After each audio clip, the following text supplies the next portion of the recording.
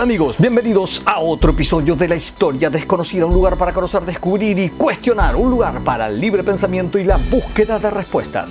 Y en el episodio de hoy vamos a retomar algo que dejamos hace un tiempo atrás, es esta gran guerra de la historia sudamericana, la guerra de la Triple Alianza y en este caso su tercera campaña. Pero antes de comenzar no te olvides de darle like, suscribirte y activar la campanita si es que te gusta el contenido de este video, lo mismo que no te olvides de dejar tu comentario, pregunta y o reflexión abajo. Vayamos a la batalla de hoy. De esta manera volvemos a sumergirnos a los tristes campos de batalla de esta enorme guerra, de la cual ya hemos comentado que fue, sin lugar a dudas, la más grande, trágica y sangrienta de todas las vividas en esta parte de nuestro mundo. Para aquellos que no han visto los anteriores videos, se los recomendamos dado la enorme cantidad de información que vamos a dar por sobreentendido en el actual video. Si bien voy a dar un panorama previo en general, doy por sobreentendido muchas de estas cuestiones porque no voy a abundar en detalles. La idea es centrarnos en la tercera campaña, más conocida como campaña de Humaitao del Cuadrilátero, pero en todo caso lo que me interesa es que aquellos que quieren hurgar en este sentido, que entren al canal, entren a la playlist del canal, que es en este caso la Guerra del Paraguay, y vean los videos. Allí, por ejemplo, analizamos en los dos primeros videos de esta saga, el número 29 y el 30, las causas verdaderas de esta guerra, que no son las que se suelen exponer y suponer y que escuchamos por todos lados. Por un lado, el imperialismo británico que nos llevó a la guerra, o por otro lado, la megalomanía de Francisco Solano López. Nada que ver en ese sentido. Les recomendamos entonces esos dos videos para que resuelvan ese acertijo que en líneas generales las corrientes historiográficas argentinas han estado no mintiendo porque sostienen sus verdades, pero que han sido ya superadas largamente por unas posturas mucho más modernas en ese sentido desde el plano de la investigación histórica. Luego, en el video 34, que es el siguiente que le sigue a esta saga, luego de haber analizado en los dos primeros videos lo que fueron las causas verdaderas, trabajé en este caso en lo que se conoce como el casus belli o el detonante de la guerra, que es la cuestión oriental, es decir, la guerra civil en el Uruguay, en donde recibe el apoyo militar del Imperio del Brasil, el Partido Colorado, unitario sería liberal, y el apoyo económico de ciertos sectores de la Argentina, que va a llevar a este Partido Colorado al poder, desplazando al Partido Blanco y rompiendo el equilibrio de la región, el equilibrio de poderes, cuestión que de alguna manera para muchos autores y para Francisco Solano López afectó sus intereses, y esto lleva a la guerra definitivamente. Mientras escucho los truenos de la lluvia imparable este 24 de marzo, día de la memoria de la verdad y la justicia, digo de paso, ya que lo estoy grabando en ese momento, por eso se escucha la lluvia afuera. Pero bueno, en todo caso lo que nos interesa en este caso que estamos analizando, bueno, es que en el capítulo 34 lo que se ve entonces es el casus belli y lo que sería la primera campaña de esta guerra, que es la invasión del Paraguay al Mato Grosso. Bien, entonces en los siguientes capítulos, el capítulo 41 y 42, analizamos la segunda etapa de esta guerra, en donde de forma más exhaustiva vimos cómo se produce la definitiva incorporación de la República Argentina a dicha guerra, que puede sintetizarse como una especie de guerra de movimientos. ¿Por qué digo esto? Bueno, dado que se va a producir el movimiento, en este caso del Paraguay, invadiendo lo que es la provincia argentina de Corrientes y llevando a la guerra a la Argentina, y el territorio de Brasil hasta llegar a Uruguayana, lo cual termina de conformar lo que es el Tratado de la Triple Alianza entre Argentina, Brasil y Uruguay, que van a empezar a movilizar sus fuerzas en contra de Francisco Solano López, del cual analizamos en dichos videos que fue claramente Francisco Solano López comete un verdadero error estratégico, es decir, a largo plazo, al atacar a la Argentina. ¿Por qué? Bueno, porque primero podemos decir que permite el acceso del Imperio del Brasil, que no lo podía hacer en el Mato Grosso, al menos de no enviar mucha cantidad de fuerzas porque era impenetrable en muchos aspectos. Hacerlo por los ríos de la Argentina le va a permitir llegar directamente al corazón de Paraguay. Primer error. Sí, el segundo error es sumar a la Argentina, que en cuanto a recursos es 4 veces más grande en población y recursos que el Paraguay, sin contar los recursos inmensamente más grandes del Brasil. Un tercer punto podría ser que la Argentina va a darle aprovisionamiento directo a las tropas aliadas, cosa que antes no hubiera podido ser si Argentina permanecía neutral. Y finalmente el hecho de que a través de los ríos se llega al Paraguay, y justamente a través de los ríos, al cerrar los ríos de luego de la batalla del Riachuelo el 11 de junio de 1865, también se vuelve a aislar al Paraguay, o se aísla a sí mismo en esta circunstancia, perdiendo todo contacto con el exterior y toda posibilidad de obtener recursos que no produce, porque había muchísimos recursos que el Paraguay no producía. De esta manera comete un gran suicidio a largo plazo. Es así que en el video 43 de esta saga vimos la batalla naval del Riachuelo, en donde se cierra ese acceso posible, y en el video 44, que es el siguiente, analizamos la batalla de Yatay y el sitio de Uruguayana, en donde finalmente en esta errada, ya vamos a explicarlo nuevamente, vamos a retomarlo, errada estrategia de Francisco Solano López, pierde una enorme cantidad de elementos humanos muy importantes de su ejército en una campaña sin ningún sentido, por lo menos esa es mi opinión, dado que va a finalizar con miles de muertos y prisioneros sin la ayuda de la otra columna que estaba inclusive del lado del Paraná. O sea, toda la columna del lado del río de Uruguay pierde, es destruida, muerta o prisionera, y sin la ayuda del ejército que había comandado en un principio Robles y después Resquín. Y esto va a dejar un saldo negativo para lo que es Francisco Solano López y para el Paraguay en esta primera campaña. Esto lo dice muy bien en cuanto a los muertos y a los prisioneros en su libro, esta campaña fallida, lo dice muy bien Francisco Doria Toto en su gran obra llamada Maldita Guerra, en donde sostiene lo siguiente: el ejército paraguayo que volvió a su país desde Corrientes estaba compuesto por 14.000 hombres sanos y otros 5.000 enfermos, y parecían estar extremadamente fatigados. Habían muerto 8.500 paraguayos en territorio argentino, a los cuales se les debe agregar los 12.000 hombres de la columna de Estigarribia, muertos o prisioneros. George Thompson, asegura que a esta altura de los acontecimientos en el Paraguay ya habían muerto otros 30.000 soldados y que 10.000 cayeron enfermos, principalmente de diarrea. Según los cálculos, la mortandad paraguaya ya era de 52.000 hombres a fines de 1865.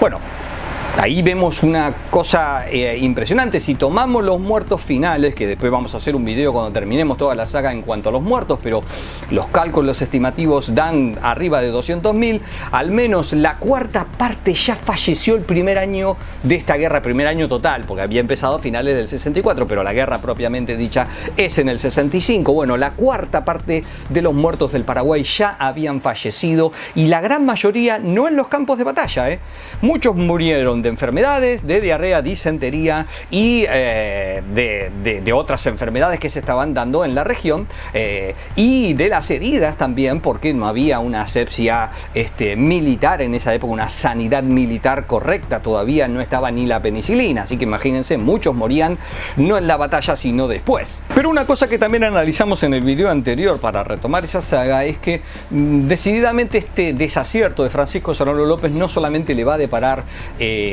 a él y a su pueblo, al Paraguay, grandes calamidades, sino también a la población de Corrientes, porque ante la pérdida de estas fuerzas empiezan a retrogradar, ya vamos a ver, y van a hacer un saqueo sistemático y llevarse a muchas personas al Paraguay como rehenes. Y esto queda atestiguado ya desde un principio en una carta recibida el 9 de julio por al gobernador de Corrientes, Lagraña, en donde se comenta lo siguiente: Causa error excelentísimo señor la conducta con que proceden allí los esbirros paraguayos. En su agonía y viendo perdidas sus vanas esperanzas se entregan a los mayores desórdenes. Infinidad de familias son vejadas y sacadas con violencia de sus casas para confinarlas a territorio paraguayo. La señora del coronel Alsina, doña Carmen Ferré, ha sido llevada con un niño de pecho sin permitir que llevase otro alguno. El doctor Díaz Colodrero, que había resistido a irse, fue apaleado y herido y a su señora se le arrojó un tiro que afortunadamente no la acertó.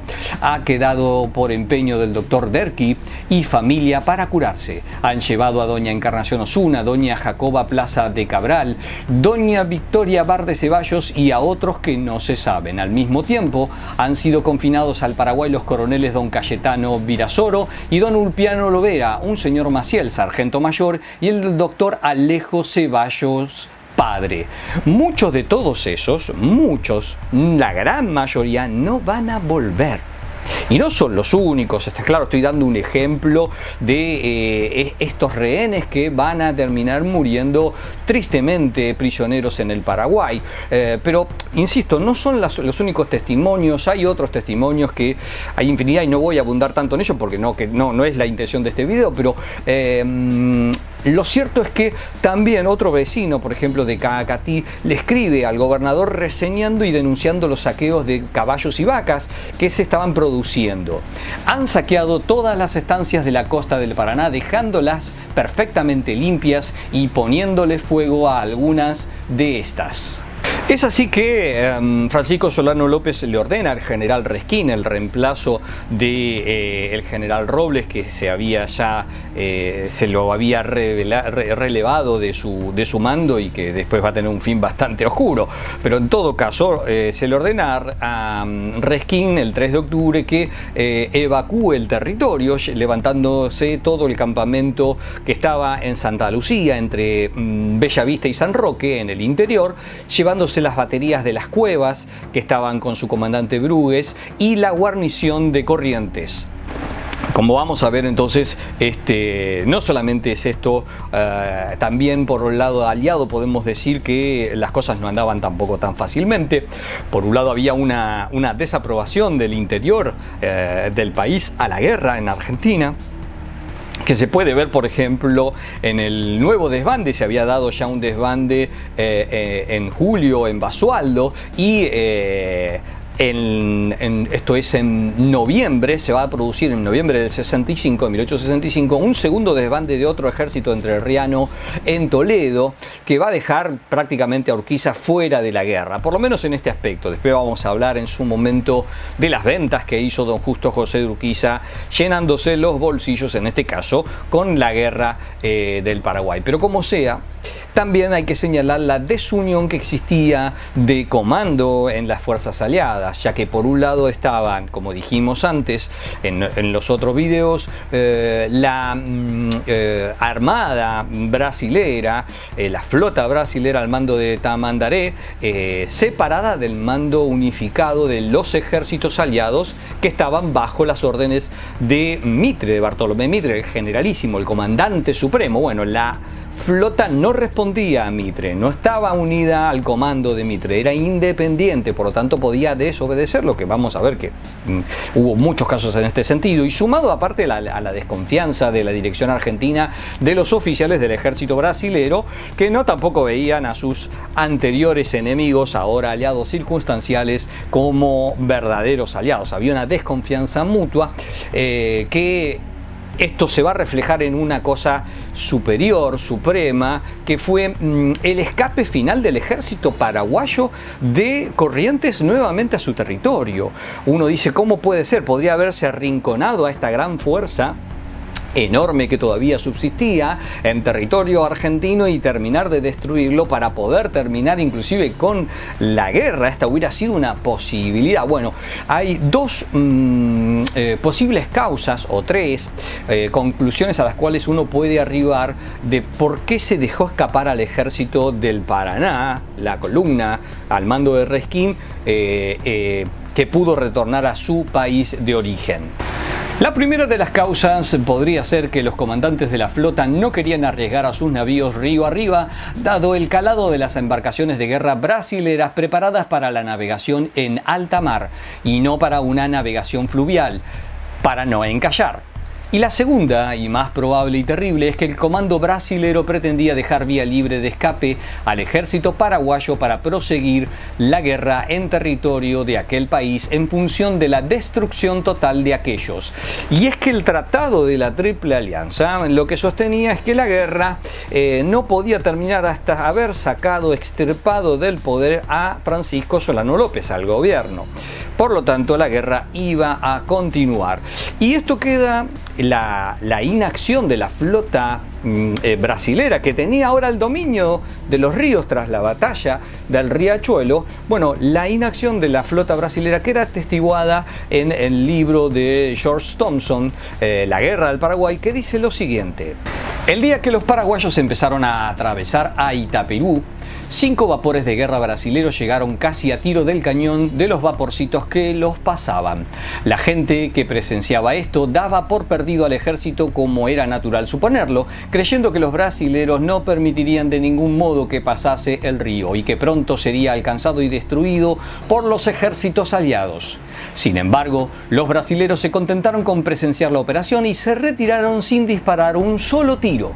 Dieron como excusa el no haber agua suficiente para sus buques, lo que era sin embargo falso, porque después, cuando el río estaba mucho más bajo, los mismos buques subían y bajaban continuamente. Con esta operación concretada se va a iniciar entonces la tercera campaña, que es lo que vamos a empezar a comentar. No la vamos a ver completa porque nos va a llevar muchos videos. Esta es la campaña más importante, la más sangrienta, la fase más larga de esta guerra, con las peores batallas, que es la llamada campaña de Humaitá, o más conocida también como la campaña del Cuadrilátero. Esto se debe a que en un espacio entre 20 y 30 kilómetros se va a combatir desde abril de 1866 hasta agosto de 1868 en la peor de todas las guerras de este territorio.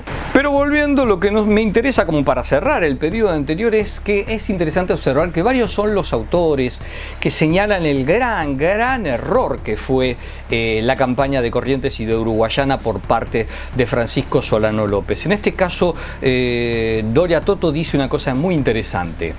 Las campañas de Uruguay y Corrientes fueron un desastre estratégico y político para Solano López. Se perdieron tropas bien entrenadas y las que se retiraron de Corrientes lo hicieron desmoralizadas y enfermas. El plan original de Solano López era osado, pero hubiera podido realizarse si no fuese por el hecho de que sus premisas demostraron ser falsas: el apoyo de los blancos y fundamentalmente el de Corrientes y Entre Ríos, además de contar con dos comandantes incompetentes y desobedientes como Estigarribia y Robles. Sin embargo, la responsabilidad del fracaso le cabe a Solano López en grado máximo por no haber comandado directamente las operaciones en el campo de batalla. El líder paraguayo dejó la ejecución de sus planes en manos de subordinados que eran ineptos para esa tarea, y él, más que nadie, estaba obligado a saberlo. Es muy interesante esto, pero esto no solamente lo dice este brasilero, este analista brasilero, sino también lo dice George Thompson en su libro, en sintonía con lo que dice Doria Toto. Dice George Thompson respecto a que Francisco Solano López marcharía sobre Montevideo y Buenos Aires, y es indudable que esta era su intención. Si lo hubiera hecho al principio del año, se habría llevado todo por delante y dictado sus condiciones a aquellos países. Entonces no tenían un ejército que mereciera el nombre de tal, y los paraguayos, confiando como confiaban en el heroísmo de López, lo hubieran seguido hasta el fin del mundo. Sin embargo, no lo hizo. Es más, siempre se quedó en Paraguay. Jamás llegó al campo de batalla. Lejos comandaba, una cosa media rara, y más en esos tiempos. Hoy tal vez sí se puede comandar a la distancia, pero en esos tiempos el general debía estar ahí en jefe. Bueno, hubiera aprovechado, todavía Argentina no estaba capacitada para resistir tamaña invasión. Brasil fue sorprendida. ¿Qué pasó? ¿Para qué enviar dos columnas que se quedaron ahí trabadas a Vaya a saber qué. Bueno, gran error estratégico señalado por la gran mayoría, que es el principio realmente del fin, porque allí pierde buena parte de sus mejores tropas. De esta manera, y habiéndose alejado finalmente las tropas paraguayas de Corrientes, hacia octubre y noviembre del 65 las fuerzas aliadas avanzaron los 200 kilómetros desde Mercedes y comenzaron a concentrarse entonces en las cercanías de Corrientes. Los argentinos van a estar en su campamento de Ensenada, o la Ensenadita, a 30 kilómetros al nordeste de Corrientes, el general brasileño Osorio en Laguna Brava, al este de dicha ciudad, y el general Flores en San Cosme. La caballería correntina se situó frente a Paso de la Patria, cuestión que se lograría todo esto hacia fines de 1865, no sin dificultades dado el enorme descontento que ya nombramos que había respecto a la guerra. Se fue sin embargo reuniendo una fuerza enorme para invadir ahora los aliados al Paraguay. Sin embargo, vamos a ver que Francisco Solano López decide no quedarse a la defensiva y va a enviar de manera consecutiva a partir de este momento distintas fuerzas, sobre todo a partir de 1866, enero de 1866, no pasa a una fase táctica defensiva, sino que todo lo contrario, empieza a reunir sus fuerzas en Paso de la Patria, ¿sí? Cerca de 30.000 hombres del ejército paraguayo, refuerza las fortificaciones que rodeaban toda esa región, como por ejemplo el pequeño fuerte de Itapirú, que recibe cañones de grueso calibre, y empiezan a salir expediciones embarcadas en canoas que cruzan al territorio argentino para tirotearse con la caballería correntina. Es así que ya el 13 de enero 107 infantes van a ser rechazados en el lado argentino, el 16 de enero otros 200 soldados lo intentan también, y al día siguiente, el 17, otros 600 hombres más que se suman cada vez más a intentos que cruzan el territorio argentino y que se tirotean con fuerzas locales. De esta manera, ya el 19 y el 25 de enero otros 200 y 400 soldados respectivamente vuelven a intentar y son rechazados, y para el 29 de enero, esto es interesante, se va a producir otra fuerza, se va a enviar otra fuerza entre 500 y 800 que van a desembarcar cerca del puerto de Corrales, llegando hasta el arroyo Peguajó. Allí se va a dar un combate muy interesante.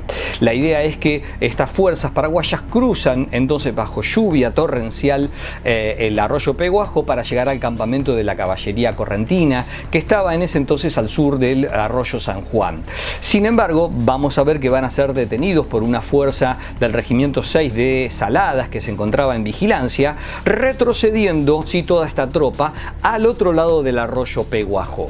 De esta manera, Mitre, alertado en este sentido, decide mandar a la segunda división de guardias nacionales de la campaña de Buenos Aires, que constaba con 4 batallones, comandada por el coronel Emilio Conesa, con 2 piezas de artillería, que sale desde Ensenada, y el 31 de enero llega entonces al campamento del arroyo San Juan, al campamento de la caballería correntina. La segunda división de Buenos Aires, de acuerdo con los estados del 31 de enero que figuran en la memoria de guerra de 1866, tenía una fuerza efectiva de 128 jefes y oficiales y 1.751 de tropas, de los cuales no todos probablemente intervendrían en el combate. Esa era la fuerza efectiva. Algunos hablan de 2.000, 2.500 hombres. Como sea, lo cierto es que ante una nueva incursión paraguaya, el coronel Conesa decide cruzar el arroyo San Juan para atrapar, emboscando al enemigo. Los esperan para emboscarlos. Sin embargo, una vez que cruzan los paraguayos el arroyo Peguajó, Conesa comete el error de hacer una arenga para levantar el ánimo de sus combatientes, que ante los vítores alertan a los paraguayos, que deciden retroceder. Aclaro, no voy a explicar el combate porque eso lo voy a hacer en videos específicos con cada una de las batallas Acá vamos a hablar de la campaña, así que muy por arriba voy a decir que lo que sucedió entonces es que los paraguayos se retrogradan y se esconden tras el arroyo Peguajo en un bosquecito, y a su vez esperan que se produzca el ataque de los argentinos. Obviamente que esto va a llevar a que sean emboscados los argentinos y se produce un tiroteo que dura como 4 horas. Hay diferencias según los autores paraguayos o los argentinos respecto de las bajas. Este fue un triunfo paraguayo, aunque vamos a ver que algunos lo atribuyen como un triunfo argentino, otros como un triunfo paraguayo. Fue un triunfo paraguayo, esto se ve en la cantidad de los números. Según los paraguayos, ellos sufrieron 170 bajas y los argentinos cerca de 900 hombres, casi la mitad. Para los historiadores argentinos las bajas fueron las propias, al menos fueron menores, cerca de 400, igual es muchísimo. El historiador argentino revisionista José María Rosas ha sostenido que en Mitre, al escuchar los disparos desde el campamento, podría haber enviado tropas en ayuda, con esa cosa que demoró y dejó durante 4 horas a la buena de Dios. Muchos dicen que esto lo hizo porque, bueno, la gran mayoría de las guardias nacionales de Buenos Aires, de la campaña de Buenos Aires, tenían una orientación federal contraria al presidente Mitre. No sé. Puede ser, no tengo en mi caso pruebas que digan una cosa o la otra. Lo cierto es que recién después de 4 horas se envía fuerzas de ayuda. Como sea, y más allá de las diferencias que pueda haber entre los combates y batallas a lo largo de este periodo, de uno u otro lado, lo que me interesa desde el plano militar, desde el punto de vista de una mirada tratando de entender los conflictos armados, y podemos llegar a algunas conclusiones, y esto lo voy a hacer con la ayuda del capítulo 2 de un libro que me parece que es de lo mejor, para mí es el que más me cierra en muchos aspectos, que es el libro compilado por Juan Carlos Garavaglia y por Raúl Fradkin, que es a 150 años de la guerra de la Triple Alianza contra el Paraguay, ¿sí? Lo recomiendo, es excelente. Bueno, el capítulo 2, que está escrito por el doctor Alejandro Rabinovich, capo, que es profesor en la Universidad Nacional de La Pampa de Historia Argentina, pero aparte dictó un tiempo varias cátedras en la Escuela Superior de Guerra, en maestría en Historia de la Guerra. Bueno, Alejandro Rabinovich tiene un capítulo 2, que trata sobre el trabajo de Thomas Wiehan, sobre la defensa, el ataque y la forma de la guerra en Sudamérica, y es muy interesante porque puede abrirnos un panorama de las acciones que va a tener ahora a partir de este momento Francisco Solano López para entender y lo que va a venir con el cruce de las tropas aliadas al territorio paraguayo. Es interesante porque en él se explica en gran medida que aunque la táctica ofensiva paraguaya produce una mayor cantidad de muertos en el enemigo, estos tienen una mayor cantidad de reservas, ¿sí? Tienen más recursos humanos que los que posee Francisco Solano López, y justamente esta táctica ofensiva también produce un mayor desangramiento de sus propias tropas, ¿sí? Resumiendo, dice Alejandro Rabinovich: durante el primer año y medio de la contienda, las operaciones siguieron los canales de una guerra de movimiento en que el resultado final estaba abierto. Pero, tras la destrucción de la flota paraguaya en el Riachuelo y de las mejores tropas de Solano López ya en suelo paraguayo, la lucha se volvió ya muy desigual. El costo material y humano del sostenimiento en el tiempo de esta estrategia, la ofensiva, sin embargo, era de un peso demencial. La ventaja de la defensa sobre el ataque era abrumadora y contribuye a explicar, en este caso y en otros, con fuerzas muy inferiores, un contendiente se pudiese defender de uno superior y esperar racionalmente un resultado favorable. Y es que vamos a ver que a lo largo de los videos que veamos de esta campaña, en las próximas batallas, cuando las analicemos específicamente, pero ya se está dando cuando envía tropas al lado argentino, estando todavía en el lado paraguayo, pero en batallas como Tuyutí, en donde hay una ofensiva decidida de los paraguayos, que son los invadidos, vamos a ver que se produce una terrible derrota para el país invadido. Es la batalla más sangrienta, donde pierden una gran cantidad de su ejército. Y esto siendo ofensivos. Y sin embargo, cuando veamos Curupaytí, vamos a ver que con una defensa adecuada van a ser totalmente, y es la gran derrota de los aliados, Curupaytí. ¿A qué voy? La táctica que va a emplear Francisco Solano López va a ser realmente demencial, y esto atenta contra la propia vida de sus tropas. Ya lo vamos a ver. Esto no es una denuncia, esto es un dato. Podemos no estar de acuerdo, algunos me pondrán, no, eran valientes, está todo muy bien. La valentía no gana guerras, la gana el cerebro. El cerebro es las guerras se ganan con inteligencia. ¿Sí? Y esto es importante. ¿Por qué digo esto? Porque las fuerzas aliadas, cuando se terminen de concentrar hacia finales del 65, van a reunir un ejército que por lo menos entre 50 y 60 mil hombres, y van a cruzar después de mucho esfuerzo en abril del 66 en un terreno que era desconocido, del cual no se tenía mapas porque había estado aislado durante décadas, no se sabía nada, avanzando a tientas frente a un sistema defensivo de fortalezas que era verdaderamente formidable. Ya lo vamos a analizar en el próximo video.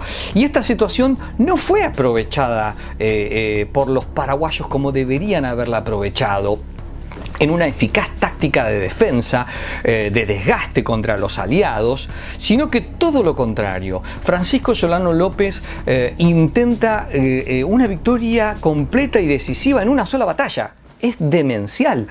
Esto lo podemos entender en una guerra en iguales condiciones o en situación más adecuada en campos de batalla estilo europeos, en donde Napoleón podía darse este lujo.